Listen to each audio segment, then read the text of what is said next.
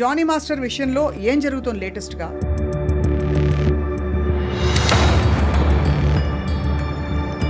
ఈ కంప్లైంట్స్ ఎక్కువగా కొన్ని ఇండస్ట్రీస్లో ఎక్కువ అని మీరు భావిస్తున్నారా? బ్యాంకింగ్ సెక్టర్లో ఉన్నాయి, హాస్పిటాలిటీలో ఉన్నాయి.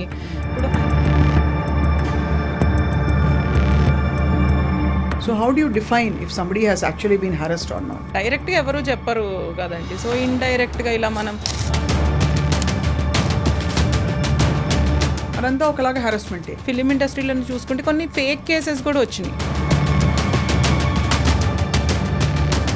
జానీ మాస్టర్ మీద వచ్చిన అలిగేషన్స్ మాత్రం సబ్స్టాన్షియల్గా వచ్చాయని అనుకోవాలి కదా. వల్నరబుల్ ఏజ్ అది కన్సిడర్ చేసి అండ్ ఉన్న అథారిటీ పవర్ ఈమదేంటి స్టేచర్ అలా కన్సిడర్ చేసి ప్రైమా ఫేషియా చూస్తే మాత్రం it looks that way. So మీరు ఏ డైరెక్షన్లో ఇన్వెస్టిగేట్ చేస్తున్నారు?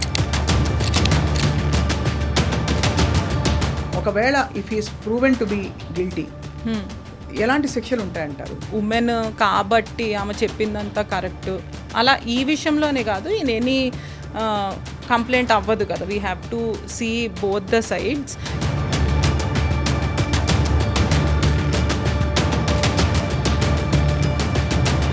దీనికి చట్టపరమైన శిక్షలు కూడా ఉంటాయా?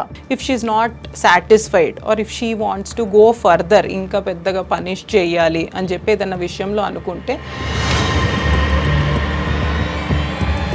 దీనికి ఎన్నేళ్ల శిక్ష ఉంటుందండి మామూలుగా చట్టపరంగా?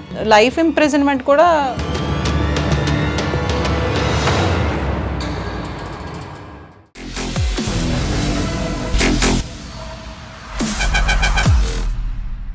Hello and welcome to this candid conversation. Cinema ఇండస్ట్రీలో ప్రత్యేకంగా లైంగిక వేధింపులు బాగా ఎక్కువగా ఉన్నాయని చెప్పి ఇటీవల కాలంలో వచ్చిన హేమా కమిటీ రిపోర్ట్స్ మొదలుకుని గతంలో కూడా జరిగిన అత్యంత పెద్ద ఉద్యమం, అంటే తెలుగు చిత్ర పరిశ్రమలో జరిగిన ఉద్యమం కావచ్చు, దేశవ్యాప్తంగా అనేక చోట్ల హరాస్మెంట్ అట్ వర్క్ ప్లేస్ అనే ఈ అంశం మరొకసారి తెరపైకి వచ్చింది. తాజాగా ఏంటంటే జానీ మాస్టర్ అనే కోరియోగ్రాఫర్ తన సిబ్బందిని, అక్కడ చుట్టూ ఉండే అమ్మాయిలని లైంగికంగా వేధించారని చెప్పి వస్తున్న ఆరోపణల నేపథ్యంలో ఇవాళ అసలు ఈ పాష్ కమిటీ, అంటే ఇండస్ట్రీలో ఉండే పాష్ కమిటీ నివేదిక ఏం చెప్పింది, ఏం ఫైండింగ్స్ ఉన్నాయి, అలాగే వీటిపై ఎట్లాంటి చర్యలు తీసుకోవచ్చు చట్టపరంగా, ఈ అంశాలపై మాట్లాడడానికి పాష్ కమిటీలో సభ్యులైన ఫ్యామిలీ లాయర్ అండ్ అందరికీ సుపరిచితులు కావ్య గారు ఉన్నారు. కావ్య గారితో మాట్లాడబోతున్నాం. నమస్కారం కావ్య గారు. నమస్కారం అండి. Thank you for joining us here. So first of all Jani master విషయంలో ఏం జరుగుతుంది లేటెస్ట్గా ఇన్ టర్మ్స్ ఆఫ్ ఎంక్వైరీ? లేటెస్ట్గా అంటే in terms of our enquiry which we conducted, statements ఇచ్చారండి. So still it is in process. Next ఇంకా evidence, witnesses అవి రావాల్సి ఉంది. అండ్ నిన్న నేను అక్కడ తెలుగు ఛాంబర్లో మాట్లాడినట్టు, ఇప్పుడు ఏంటంటే వాళ్ళిద్దరూ కాంటాక్ట్లో ఉంటే రెస్పాండెంట్ అండ్ ఎవరైతే ఎలిగేషన్స్ వేశారో విక్టిమ్ కాంటాక్ట్లో ఉంటే ఏంటంటే ఫర్దర్ డ్యామేజ్కి ఛాన్సెస్ ఉన్నాయి. అందుకని చెప్పి దట్ వీ సెడ్ స్ట్రిక్ట్లీ మీరు టచ్లో ఉండకూడదు, లేకపోతే సమ్ ఇన్ఫార్మర్స్ ఉంటారు కదా మధ్యలో హూ విల్ యూనో కన్వే ఇలా జరుగుతోందని, అలాంటివి ఉండొద్దు అని చెప్పామన్నమాట. That is mention strictly. ఇప్పుడు ఏంటంటే మనకి పాష్ కమిటీ ఇలా వేసినప్పుడు ఏంటంటే we have the powers of a civil court. So అది వాళ్ళు ఈ రిపోర్ట్ని, ఆర్డర్ని స్ట్రిక్ట్గా అబైడ్ అవ్వాల్సి ఉంటుంది. రైట్. అసలు ఇన్ జనరల్ అసలు ఫైండింగ్స్ ఏమున్నాయండి తెలుగు చిత్ర పరిశ్రమలో? ముఖ్యంగా ఈ వేధింపులు అధికంగా ఉన్నాయని చెప్పి మనకి ఇనఫ్ కేసెస్ వచ్చాయా, ఇనఫ్ కంప్లైంట్స్ వచ్చాయా? అసలు ఇనఫ్ కేసెస్ వెరీ ఫ్యూ అండి. Over the years also I have seen the record. తక్కువే ఉన్నాయి అని చెప్పొచ్చు రిపోర్ట్ అయినవి. ఏంటంటే హియర్సే ఎక్కువ. ఇది you know this industry is in lime light కాబట్టి ఎప్పుడు హియర్సే ఎక్కువ వినిపిస్తూ ఉంటాయి, సమ్ రూమర్స్.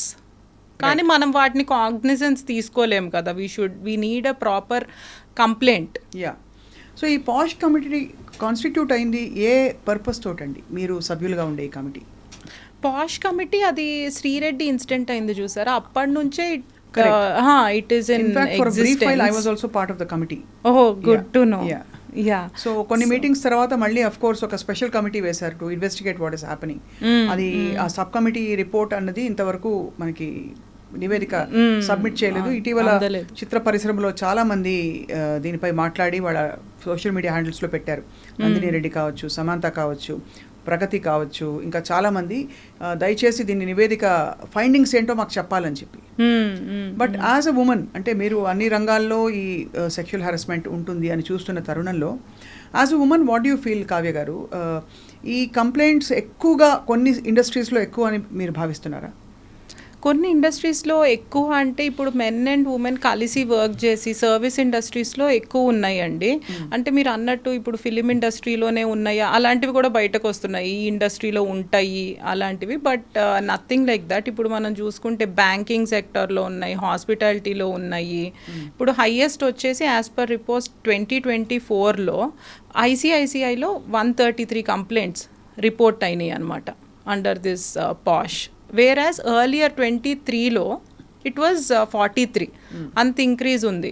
అండ్ అలానే నెక్స్ట్ టీసీఎస్, టాటా కన్సల్టెన్సీ దాంట్లో ఉన్నాయి. అలానే followed by other banks, Axis bank కానీ, Tech Mahindra. This is official information. You can safely quote them. So ఇవి కాకుండా అంటే బహుశా కొన్ని పరిశ్రమల్లో ఇంకా గళం విప్పి మాట్లాడే ఆ సంస్కృతి రాలేదు. Because many people hesitate to, especially కొంచెం పబ్లిసిటీ ఉండే కంపెనీస్లో యూనో పబ్లిక్ లైమ్ లైట్లో ఉన్న వాళ్ళు బయటకు వచ్చి చెప్పడానికి ఇష్టపడరు, పెద్ద రచ్చ అవుతుంది కాబట్టి. స్టిగ్మా వస్తుంది. మళ్ళీ కొన్నిసార్లు మేము విక్టిమ్తో మాట్లాడినప్పుడు, ఇదనే కాదు, పాష్ కమిటీ అనే కాదు, I deal with various things కాబట్టి, ఇలా sexual offences or non sexual against women మాట్లాడినప్పుడు ఏంటంటే వాళ్ళు మీరేం చేయకుండానే ఆ అబ్బాయి అలా చేశాడా, అలా స్టిగ్మా వస్తుంది అనమాట. అంటే you are also part of it అని, విక్టిమ్ షేమింగ్. కరెక్ట్. మీరు ఏం చేయకుండానే అతను ముందరికి వచ్చాడు, మీరు ఏం చేయకుండానే అతను ఫోన్ చేసి మాట్లాడగలిగాడా, లాంటివి. సో ఒక అమ్మాయి ఏమనుకుంటుంది, why should I go through, firstly she is going through some harassment, abuse, on about that somebody is blaming her for bravely reporting. అవును. అండ్ ఇది ఎక్కడికి ముందరికి వెళ్తుందో తెలీదు అని చెప్పి అన్రిపోర్టెడ్వి కూడా ఉంటాయి. రైట్. ఇక్కడ తెలుసుకోవాల్సిన విషయం ఏంటంటే, అసలు సెక్షువల్ హారాస్మెంట్ అని చెప్పడానికి మనకి గైడ్ లైన్స్ ఏం చెప్తున్నాయి, what accounts to sexual harassment. చాలా పరిస్థితుల్లో ఒక చాలా సెమీ జోవియల్ లైట్ హార్టెడ్ ఎన్వైరన్మెంట్లో కూడా చాలా లూడ్ రిమార్క్స్ జరుగుతాయి, కామెంట్ చేయడాలు జరుగుతాయి, ప్రపోజిషన్ చేయడాలు జరుగుతాయి. ఇవన్నీ వినికిడి మీద, అంటే కేస్ స్టడీస్ చూసిన దీనిలో అడుగుతున్నాను నేను బేసిస్ మీద. So how do you define if somebody has actually been harassed or not? అది సెక్షువల్ హెరాస్మెంట్ అంటే it need not be the main act itself. ఏంటంటే సెక్షువల్లీ కలర్డ్ రిమార్క్స్ చేయడము వాళ్ళ బాడీ గురించో, సమ్ పాసింగ్ ఆన్ సమ్, అంటే వాళ్ళు కొంతమంది ఎలా చూపిస్తారంటే చాలా ఫ్రివ్లెస్ రిమార్క్ లాగా ఏదో క్యాజువల్గా అన్నట్టు చూపిస్తారు, కానీ వాళ్ళకి ఆ క్లోజ్నెస్ ఉండదు వాళ్ళతో. అవును. ఇప్పుడు నేను ఇక్కడ కూర్చున్నానండి, ఎవరో వచ్చేసి కొంచెం క్లోజ్ అయిపోయి అలా చేశారనుకోండి, ఇట్ ఈస్ నాట్ రిక్వైర్డ్ కదా, ఇట్స్ ఆడ్ కదా ఇక్కడ ఈ ఎన్వైరన్మెంట్లో. అలాంటివి చేయడం, అలానే అంటే జెస్చర్స్, లేకపోతే మనము బయటికి వెళ్తే బాగుంటుంది అనడము, లేకపోతే డిన్నర్కి వెళ్దామా అంటే in a professional environment okay, మీరు ఫ్రెండ్స్ అయ్యారు, then that is a different story, that is an organic process. అలా కాకుండా సడన్గా అవుట్ ఆఫ్ బ్లూ వచ్చేసి ఎక్కువ కాంప్లిమెంట్స్ ఇచ్చేయడము, లేకపోతే ఇలా ఇండైరెక్ట్గా, డైరెక్ట్గా ఎవరు చెప్పరు కదండి, సో ఇండైరెక్ట్గా ఇలా మనం డిన్నర్కి వెళ్దాము, I planned it for you or something which is unnecessary అక్కడ మెన్షన్ చేయడము, అదంతా ఒకలాగా హెరాస్మెంటే. Onus of proving this lies on the victim. అంటే if somebody comes in complaints, for example ఒక కంప్లైంట్, నేను కంప్లైంట్ ఇచ్చాను అనుకోండి, ఎవరో ఇలా అన్నారని, కమిటీ వేస్తారు, ఆ కమిటీ ఇన్వెస్టిగేట్ చేస్తుంది, అది ప్రూవ్ చేయడం, సపోజ్ అవతల వాళ్ళు డినై చేశారు, అది ప్రూవ్ చేయాల్సి ఉంటుందా ఫర్ ఇట్ టు కాన్స్టిట్యూట్? అవతల వాళ్ళు డినై చేయడం అంటే firstly complaint will be accepted అండి, with or without you know they produced evidence, witnesses, will it take time అని చెప్పి సిచ్యువేషన్ బట్టి ఇట్ విల్ బి టేకెన్. కానీ దాని తర్వాత it is based on evidence and witnesses only. అదే త్రూ ద ప్రాసెస్ అయితే they only play a major role. Just ర్యాండమ్గా అనడానికి ఉండదు కాబట్టి ఇంతవరకు. అంటే అట్లీస్ట్ ఒక చోట ఏమన్నారంటే, if you cannot corroborate anything, అంటే ఎవిడెన్స్ ఇవ్వలేని సిచ్యువేషన్స్ ఉంటాయి, విట్నెస్లు ఉండకపోవచ్చు, వచ్చిన వాళ్ళు చెప్పాలని లేదు కదా, అవును, మేము ముందరికి వచ్చి చెప్పము, నీతో అయితే చెప్తాం అనే వాళ్ళు కూడా ఉంటారు. అలాంటప్పుడు మనకి క్లియర్గా ఉండాలి, అట్లీస్ట్ అబ్యూస్ జరిగే ఉంటుంది, అలాంటి సిచ్యువేషన్ ఉండాలి. అవును. అది లేకుండా మనకి ఎవ్వరికి తెలియకుండా ఒకళ్ళు వచ్చి కంప్లైంట్ చేస్తే అదైతే ఓవర్ ఇన్వెస్టిగేషన్ ప్రూవ్ అవుతుంది. లైక్ ఇక్కడ ఫిలిం ఇండస్ట్రీలో చూసుకుంటే కొన్ని ఫేక్ కేసెస్ కూడా వచ్చినాయి. ఉమెన్ రిపోర్ట్ చేసి కంప్లైంట్ చేసినవి ఓవర్ ఇన్వెస్టిగేషన్. ఫేక్ అంటే there is no sexual harassment, అలాంటివి there is no sexual harassment per se. It's like నేను మీకు డబ్బులు ఇవ్వాలి, you are a man, I'm a women, we work together associated in some project or something. అయితే to avoid that or మనకేదో fall out అయ్యింది, ఏదో గొడవ అయ్యి, to avoid those financial transactions take this card and say బురదేసేయడం. Yeah, ఇక్కడ I must ask అండి, Jani Master మీద వచ్చిన అలిగేషన్స్ మాత్రం సబ్స్టాన్షియల్గా వచ్చాయని అనుకోవాలి కదా? అంటే ఇంతవరకు అంతవరకు సబ్స్టాన్షియల్ అంటే ఫస్ట్ థింగ్ అండి. అంటే మీరు దీంట్లో లీగల్గా ఏం ఆలోచించొద్దు. I'm telling the age of the victim, she is very young, vulnerable age, అది కన్సిడర్ చేసి అండ్ ఉన్న అథారిటీ పవర్ ఈమదేంటి స్టేచర్ అలా కన్సిడర్ చేసి ప్రైమా ఫేషియా చూస్తే మాత్రం it looks that way that it ఏదో exercise of power for undue unfair benefit has been done. Prima facie it certainly because ఇతరులు కూడా వచ్చి చాలా మంది ఇలాగా అంటే ప్రపోజిషన్ చేసి డైరెక్ట్గా ఇండైరెక్ట్గా ఇతను కామెంట్స్ చేసి రిమార్క్స్ చేసి ఫలానా కరవాన్లోకి రావాలని చెప్పినట్టుగా ఏవో వినిపిస్తున్నాయి మనకి. సో మీరు ఏ డైరెక్షన్లో ఇన్వెస్టిగేట్ చేస్తున్నారు? అంటే విక్టిమ్తో మాట్లాడారు, మీరు మాట్లాడారు, అండ్ కాకుండా జానీ మాస్టర్ పిలిచి మాట్లాడారా? జానీ మాస్టర్ స్టేట్మెంట్ కూడా రికార్డ్ అయింది. He is following the procedure అండి as of now. He's following. అంటే ఇప్పుడు ఏంటంటే మనకి ఇలా కంప్లైంట్ వచ్చాక కొన్ని టైమ్ లైన్స్ కూడా ఎదురవ్వాల్సి ఉంటుంది. కంప్లైంట్ తీసుకోవడము, తర్వాత రెస్పాండెంట్కి అది పాస్ చేయడము, తర్వాత we have to give some time so that he will revert back. ఆయన ఏమనుకుంటున్నారు, హిస్ స్టోరీ కూడా ఇంపార్టెంట్ కదా దేంట్లో అయినా. అది తీసి తర్వాత ఎవిడెన్స్, విట్నెస్, దాన్ని బట్టి we should arrive to a conclusion. Tough spot అండి. ఒకవైపు మన దేశంలో పరిస్థితుల వల్ల and also in general by and large ఉమెన్కి ఫేవర్ అయ్యే లాస్ అండ్ పరిస్థితులు ఉండాలని పోరాటాలు, ఉద్యమాలు జరుగుతున్నాయి. ఇంకోవైపు చట్ట పరిధిలో until proven otherwise everybody is deemed innocent. మధ్యలో there is obviously a media trial that goes on. So how do you feel as a lawyer? అంటే ఇన్ ఫేర్నెస్ దీన్ని ఎలా డీల్ చేయాలంటారు? ఒకవేళ if is proven to be guilty ఎలాంటి శిక్షలు ఉంటాయంటారు? ఒకవేళ if is not proven to be guilty, what is the justice that will be serve to this girl who has complaint? ఇప్పుడు we will go with natural justice principles ఏనండి. It won't be like ఆమె women కాబట్టి ఆమె చెప్పిందంతా correct అలా. ఈ విషయంలోనే కాదు, ఇన్ ఎనీ కంప్లైంట్ అవ్వదు కదా. We have to see both the sides. ఇప్పుడు ఇది ఫేక్ ఎలిగేషన్ కాకుండా what you are saying is Jani మాస్టర్కి ప్రూవ్ అయినాయి ఎలిగేషన్స్ అన్నీ కరెక్టే అయితే what we can do is దాంట్లో ఎన్ని ఎలిగేషన్స్ కరెక్ట్ అవన్నీ చూసుకోవాలి. చూసుకుని ఆయన్ని బ్యాన్ చేయడం, సస్పెండ్ చేయడము లాంటివి చేయాల్సి ఉంటుంది. అండ్ అలానే ఎనీ పెనల్టీ, కాంపెన్సేషన్ ఇప్పించవచ్చు విక్టిమ్కి. అంతే, compensation of some compensation. And obviously వేరేగా ఆయన్ని బ్యాన్ చేయడం అంటే it is a big thing కదా life. Typically sexual offenders harass చేసేవాళ్ళు వీళ్ళందరికీ అంటే ఆబ్వియస్లీ కొంచెం సోషల్ షేమింగ్ అన్నది, you think it's a deterrent to such things? అంటే ఇలాంటి ఇన్సిడెంట్ మళ్ళీ జరగకుండా సోషల్ షేమింగ్ అంటే ఏదో వాళ్ళని హ్యూమిలేట్ చేయాలనే ఉద్దేశం కాదండి, కానీ తప్పకుండా ఇలా జరిగిందని putting it on record in front of the people, జనం ముందు పెట్టడం. అవును, ఎందుకంటే ఏదైనా ఇన్సిడెంట్ జరిగినప్పుడు if proven in this case or ఇంకా కేసెస్ వస్తున్నట్లు ప్రూవెన్ ఆయన అలా చేసి ఉంటే డెఫినెట్గా అది లైమ్ లైట్లోకి వస్తే ఏంటంటే వేరే వాళ్ళకి భయం ఉంటుంది టు డూ సచ్ థింగ్స్. అరే ఆయన ఇలా బయటకు వచ్చేసాడు, ఇప్పుడు ఎలా మనం కూడా ఇలాంటిది ఏదైనా చేస్తే if there are skeletons in our closet మనం కూడా ఇవాళ కాకపోతే రేపు దొరుకుతాము, అందరూ ఈ మెల్లి కంప్లైంట్ ఇవ్వచ్చు రేపు సో ఆబ్వియస్లీ ఇది కమిటీ నివేదిక అండ్ చర్యలు ఇంకా బయటికి రావాల్సి ఉంది కాబట్టి జానీ మాస్టర్ విషయంలో ఎక్కువ ప్రశ్నలు అడగడానికి తావు ఉండదు కావ్య, ఐ అండర్స్టాండ్. కానీ ఒక లాయర్గా చెప్పండి, దీనికి చట్టపరమైన శిక్షలు కూడా ఉంటాయా? ఉదాహరణకి ఇప్పుడు సస్పెండ్ చేయడం, వాళ్ళకి పని లేకుండా చేయడం ఆ వాతావరణంలో, అదంతా ఒక ఎత్తు అయితే why is it not a punishable offence by law?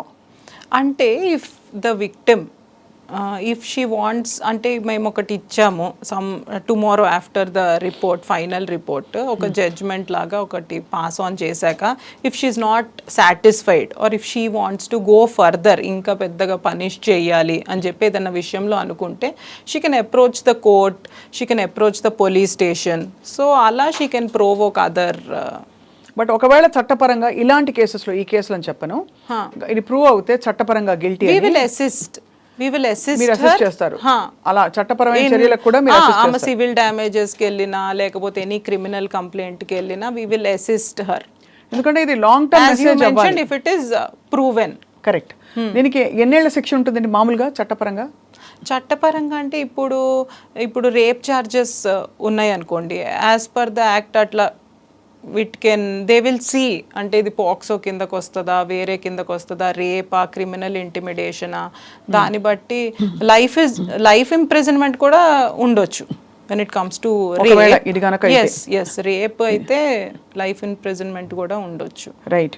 And ప్రస్తుతం అది తప్పకుండా, అంటే ఇలాంటి కేసు ఇన్వెస్టిగేట్ చేసి రిపోర్ట్ బయటకు పెట్టి పబ్లిక్గా మాట్లాడడం వల్ల ఇండస్ట్రీ సభ్యులు కావచ్చు, కమిటీ సభ్యులు, తప్పకుండా కొంతవరకు ఈ చర్యలు ఆగుతాయంటారా? అంటే ఇటువంటి దుశ్చర్యలు ఏవైతే జరుగుతున్నాయో అంటే భయం అనేది క్రియేట్ అవుతుందండి. Guarantee ఇప్పుడు కొంతమంది ఏం చేస్తారంటే బయటకి రాదు అనుకున్నప్పుడు ఎవరైనా అడ్వాంటేజ్ తీసుకుంటారు. అదే I can use this girl, ఇది బయటకి రాదు అనుకున్నప్పుడు ఇలాంటివి ఏంటంటే ఏమన్నా ఇలాంటివి ముందలకు వచ్చినప్పుడు ఇఫ్ ప్రూవెన్ పెద్ద వాళ్ళే ఇలాంటివి చేస్తున్నారు, ఇండస్ట్రీలో పరపతి ఉన్నాళ్లే అని చెప్తే మా పేరు కూడా రేపు బయటకు వస్తుంది కదా. అవును. ఇప్పుడు మీ టూ మూమెంట్ అదంతా వచ్చాక హాలీవుడ్లో కానీ బాలీవుడ్లో కానీ చాలా మంది భయపడడం స్టార్ట్ చేశారు. నిజంగానా?